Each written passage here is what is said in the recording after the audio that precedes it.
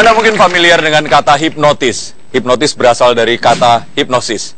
Hipnosis sendiri diambil dari legenda Yunani, yaitu dewa tidur Hipnos, atau dalam legenda Romawi disebut dengan Somnus. Nah, berbicara tentang tidur, tidak lepas dengan sebuah kata-kata yang disebut dengan kalau tidurnya itu lelap, mereka mengindikasikan dengan tidur nyenyak yang mendengkur atau ngorok. Nah, sekarang kita akan coba lihat di sini, teman-teman. Yang cewek aja deh, yang merasa wanita silakan berdiri semuanya. Cepat-cepat berdiri, ya. 1, 2, 3, berdiri semua. Nah, bisa angkat tangannya ke atas, tangan kanan ke atas, seperti ini. Angkat. Kamu berani sekali. Oke, ikut saya sini, oke. Bisa tolong dibawa masuk. Namanya adalah Ratna.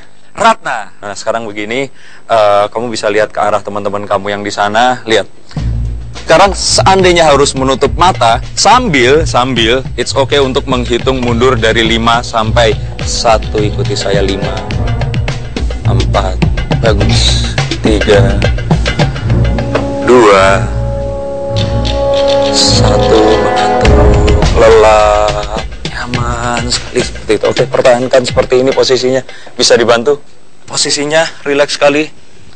Tetap pejamkan matanya, angkat. Silahkan diangkat. Oke, diletakkan di atas kedua kursi yang di atasnya ada papan. Oke, letakkan. Posisikan lelap seperti itu.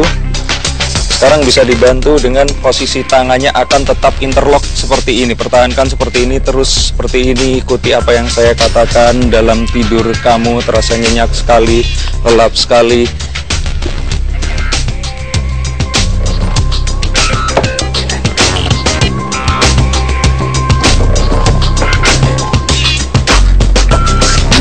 Pegang ini,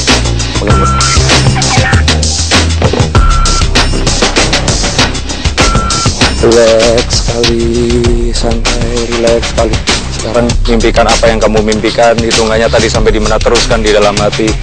Lap sekali. Sekarang lihat, dalam mimpi kamu ada sebuah pintu berwarna merah. Lihat pintunya baik-baik.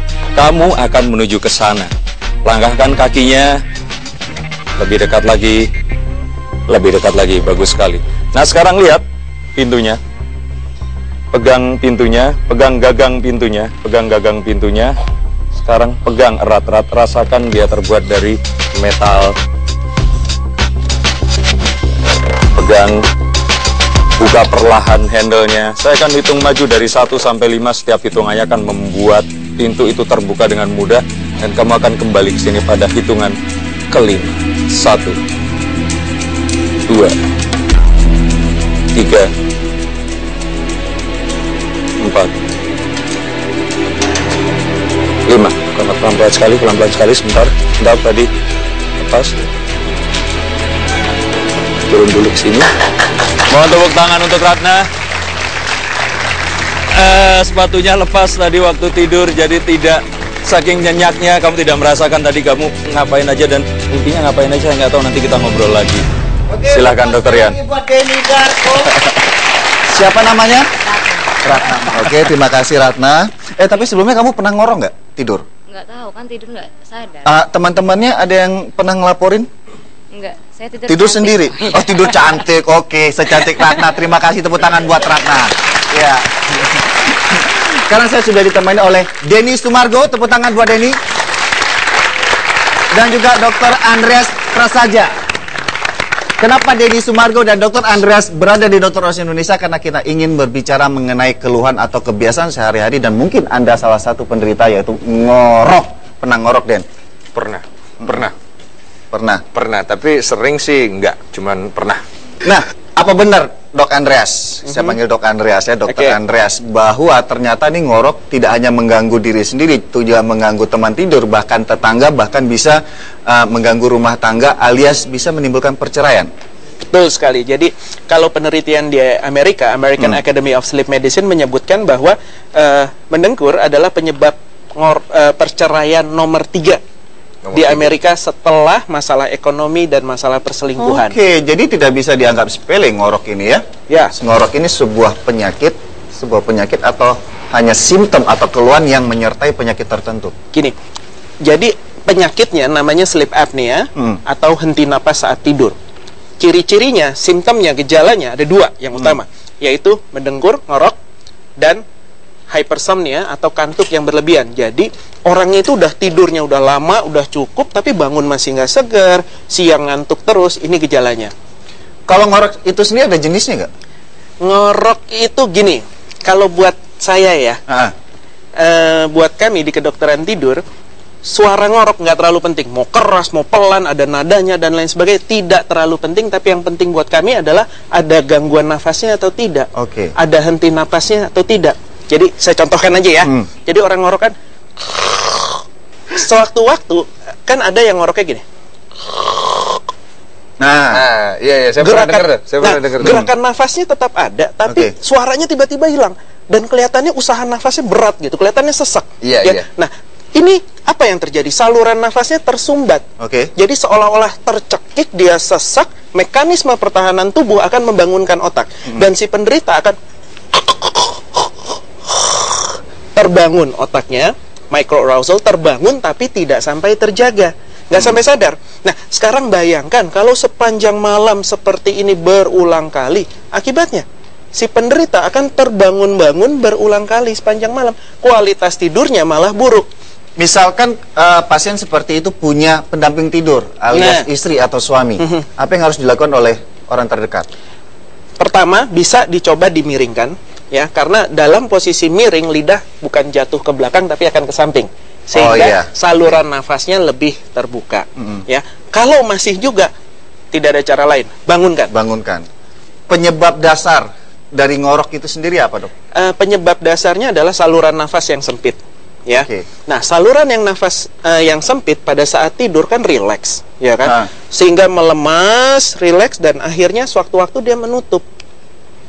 Saluran napas yang sempit itu apakah ada kayak amandel? Salah satunya langit-langit mulut yang rendah, ya kan, kemudian pangkal lidah yang terlalu besar, banyak faktornya. Arah dari lidah itu yang berbalik karena kebanyakan dia terlentang ya. Complicated sekali masalah ngorok ini ya, Dok ya. Sampai impoten. Sampai gangguan fungsi seksual. Baiklah. Denny Sumargo, jadi intinya kalau misalkan ngorok ini terjadi terus-menerus, ya tidak ada salahnya Anda konsultasikan lebih jauh kepada dokter ya. Kita akan lihat liputan mengenai gimana kita bisa mendiagnosa gangguan pola tidur seseorang. Ada kliniknya, kita saksikan.